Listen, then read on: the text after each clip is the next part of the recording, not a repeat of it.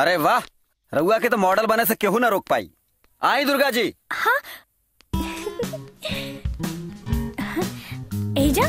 हाँ।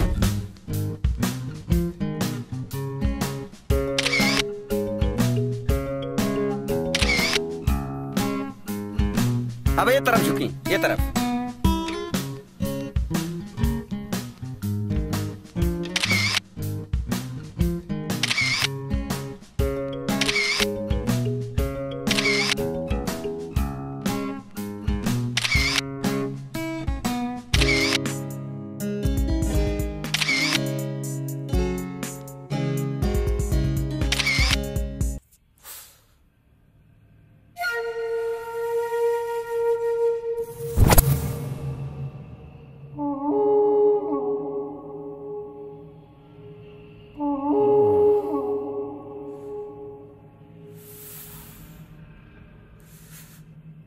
वाह, कौन बियाई लेकी एकदम अरेबियन घोड़ी जैसन लागतिया।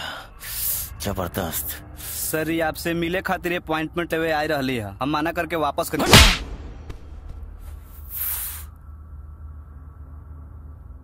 अरे बुड़बक, बीज देख के बारिश ना आवेला, बारिश देख के बीज डालल जाला, समझ ले। हम समझनी ना। देख, जब हम पावर में रहनी तो मिले वाला लोग हमारा अपन ना रहे, बिना पोजीशन में मिले वाला लोग ही अपन होला। और अगर ऊपर से एक लड़की होके तो सोना पे सुहागा, तो बिना पूछले ओकरा वापस भेज देले। जाके पूछ ओकरा का चाहिए। स्टेडियम के सेलार में योगा सिखावे खातिर परमिशन लेवे आई रहली।